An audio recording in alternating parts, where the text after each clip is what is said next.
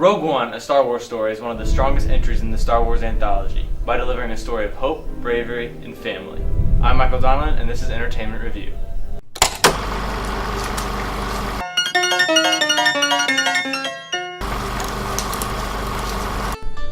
Rogue One follows Jyn Erso, played by Felicity Jones, a woman broken out of an Imperial prison by the Rebel Alliance in order to get information from her father, Galen Erso, played by Mads Mikkelsen, who is an engineer for the Empire. Galen was recruited by the Empire to build a superweapon capable of destroying entire planets, aka the Death Star. It's up to Jyn and other rebels to get the information that the Alliance needs to destroy the Death Star. Rogue One blew me away. I had heard the movie described as the Star Wars movie that no one knew they needed, but now know that they wanted. And it was just that.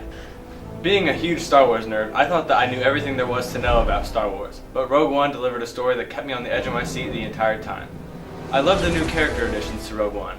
Aside from Jyn Erso, there was Cassian Andor, who was played by Diego Luna, a rebel captain, K2SO, voiced by Alan Tudyk, a former droid for the Empire reprogrammed by the Alliance to help them, Chiro Imwe, played by Donnie Yen, a blind monk who is sensitive to the Force, Baze Malbus, played by Jiang Wen, a heavily armed fighter who is friends with Chiro, and Bodhi Rook, played by Riz Ahmed, a cargo pilot for the Empire who defects to help the rebels.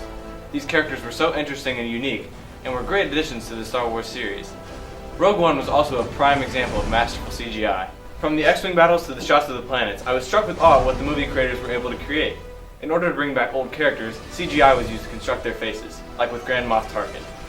Rogue One proves how far CGI has come and what great things can be done when it's used properly. There's an X-Wing battle that is partially first person. That was truly incredible.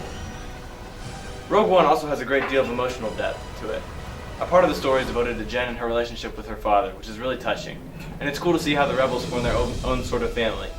You can really tell how much they care for each other by how much they're willing to sacrifice in order to make sure that they prevail at the end. Now that Rogue One has been released, I can't help but wonder what other Star Wars stories there are that haven't been told yet. What other parts of the galaxy we haven't explored yet. The next Star Wars movies being released are Star Wars Episode 8, The Last Jedi, which will be released this December, and a prequel movie telling the story of Han Solo, which will be released in 2018.